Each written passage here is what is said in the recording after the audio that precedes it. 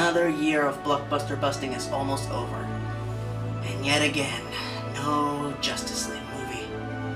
Well, there's no sense complaining about it.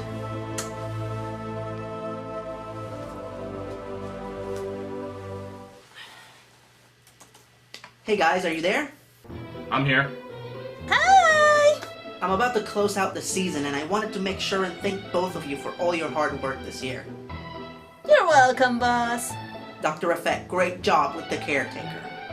It was a lot of fun to make, but I think it needed a woodchuck launcher. Hey, lay off the animals this time, buddy. If you ever use another raccoon weapon or another puppy gun, I will throw pita all over your ass. And E-Joy, thank you for shooting me in the face. What is it that you do again?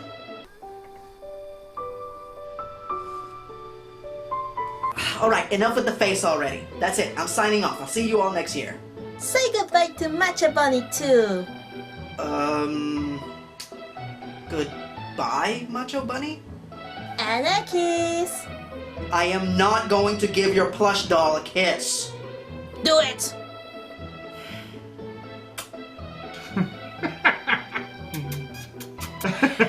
Alright, I'm signing off. Oh, hi, Nurse Cos. Bye.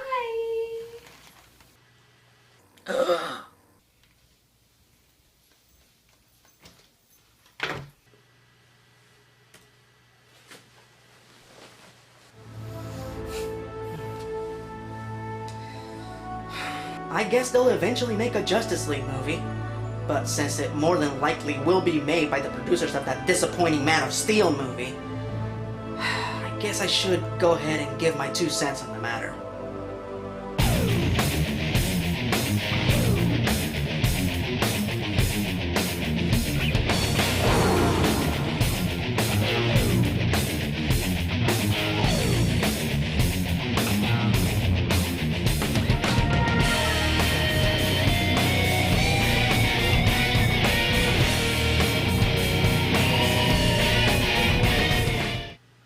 Greetings, fanboys and fangirls. I'm Erod and I'm the Blockbuster Buster. Do you guys want to know what is the movie that I've been waiting for the longest? Even longer than Avengers? Justice League. DC's flagship super team has been my favorite comic, well, since I started reading comics. While the quality of the stories and character consistency fluctuates greatly due to the heavy rotation of writers, the theme of the greatest heroes taking on the greatest threats reigns true throughout the team's 50-year history. This was the first thing that I ever wanted to see adapted into a movie. When I was a kid, I wanted to see a Justice League movie so badly that I wrote my own script for the Justice League movie. The script is shit, but are you starting to see just how badly I wanted to see this movie? Now that Zack Sucker Punch Snyder has the reins of the franchise and he is looking to reinvent Batman in his own image, I'm growing more and more nervous about the fate of my favorite heroes.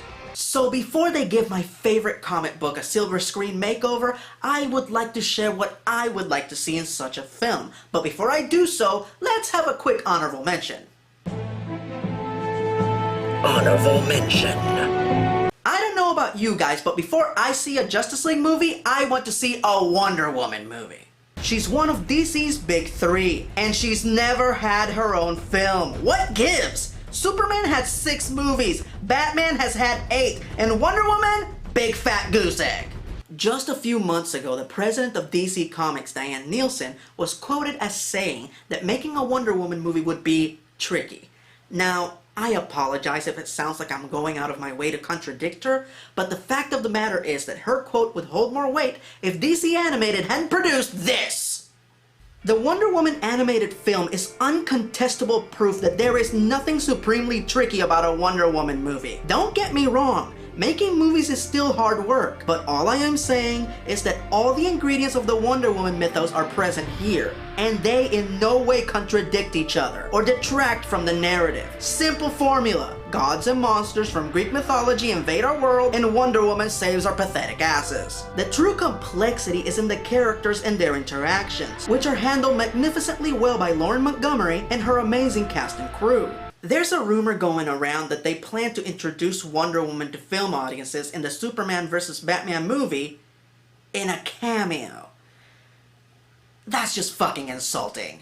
How would you feel if Spider-Man's first cinematic appearance was a 10-second cameo in one of the X-Men movies? Wait! I am completely in the wrong movie. I am so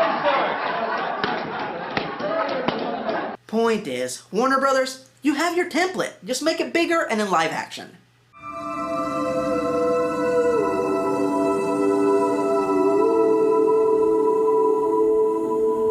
Alright, now that that's out of the way, these are the top 10 things that I want to see in a Justice League movie. Number 10. If there is one element that seems to be keeping all of the producers of the Marvel Cinematic Universe on the same page, is the amazing concept art by artists like Andy Park, Charlie Wynn, and Rodney Fuentebella. Their unbelievable illustrations help the filmmakers fully envision a live-action Marvel universe. If they plan to do the same for DC, there is no artist that can capture a live-action DC universe in his artwork better than Alex Ross. He is the only artist that I've ever known who sees the DC universe the way I see it, as a glorious pantheon of larger-than-life heroes who always strive to do what's right. So if there are any doubts as to what a live-action DC universe or a live-action Justice League movie should look like, then the filmmakers should look no further than Ross's work. Number 9. The Justice League has a rich 50-year history, with plenty of storylines and concepts to draw from in order to make this movie. So, would it be at all possible to not reference the absolute worst thing to ever be connected to the Justice League? The Superfriends. My god, this show was awful. Even if you ignore the campy formulaic storylines, you cannot overlook the fact that they got every single character wrong, especially Aquaman. My god, did they fuck up Aquaman on this. My ability to talk with fish is of no help, Wonder Woman. This show is definitely something that should stay dead and buried as a curiosity of the past. And yet nearly everyone who makes a cartoon using these characters in some way ends up referencing this horrible, horrible show. They either use the Hall of Justice, the Legion of Doom, or reinventions of those atrocious original characters that were created for the Super Friends. The only acceptable references to the Super Friends are the ones that get pimp slapped. Number 8. If Warner Brothers has proven anything, it's that they only have confidence in two heroes that are under their banner. Batman and Superman. But mostly Batman. One of my greatest personal fears is that this film would turn into the Superman-Batman show, guest starring the Justice League. Now don't misunderstand me, I love Superman and Batman. They don't call them the world's finest for nothing. But the point of the Justice League is to combat the threats that no single hero can fight alone. But if this film solely focuses on Superman and Batman, then they will be dividing the league. And divided, this film will fall.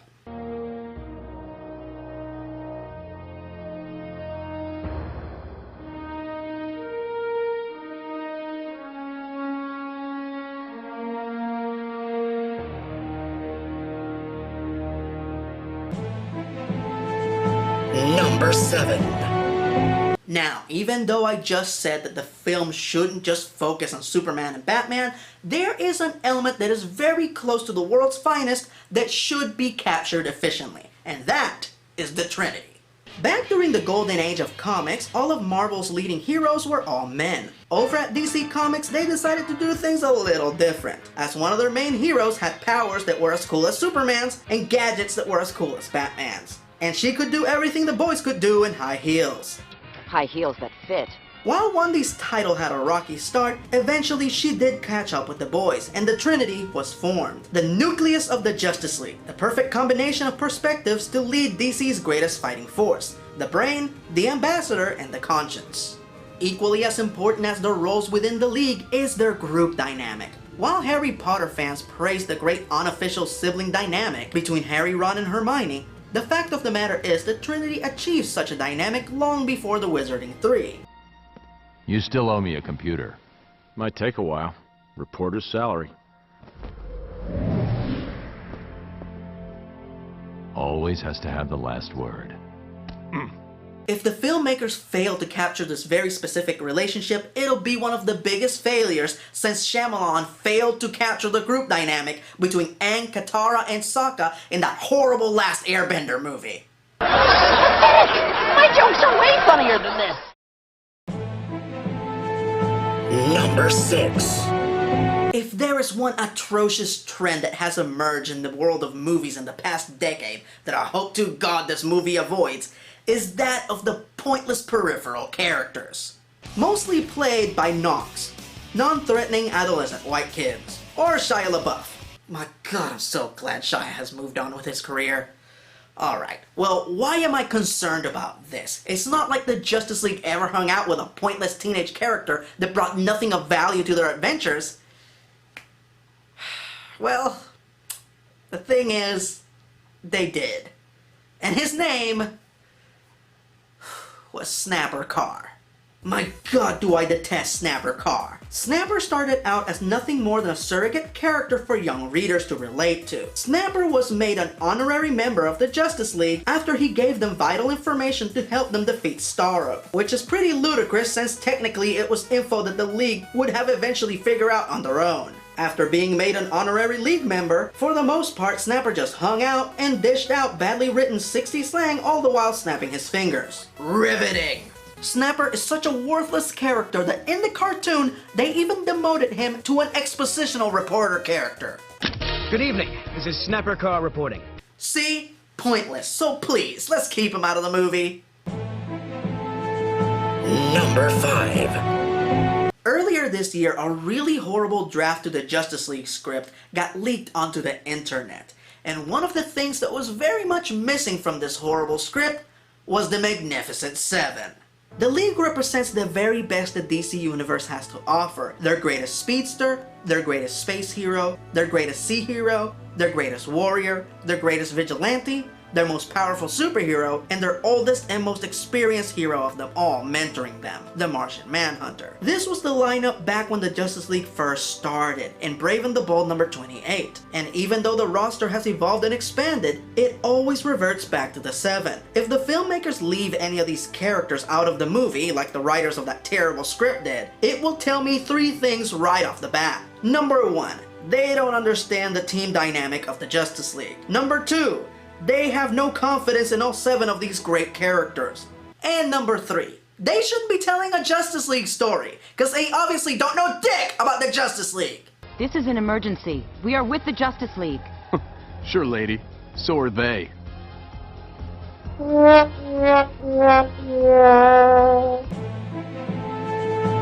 Number 4. Another huge misstep in the script that was leaked was the fact that the villain in the first ever Justice League movie was Darkseid. Which is fine, if they don't plan to make any sequels. Darkseid is the biggest villain in the DC Universe. If the Justice League defeats him in their first adventure, there is no way they're going to be able to top that in the next movie. This was one of the absolute biggest mistakes in the Green Lantern movie. GL took on his biggest enemy way too soon, and quite frankly, defeated him way too easily. It's simple escalation. You start simple and then you progress to bigger things. I said the same thing about Thanos with the Avengers, and sure enough, they're saving Thanos for the 3rd movie, which is perfect in my opinion. Also, I think Avengers 3 should be called Avengers: The Infinity Gauntlet. Point is, if the Justice League takes on their biggest villain way too soon, the franchise will be over before it begins.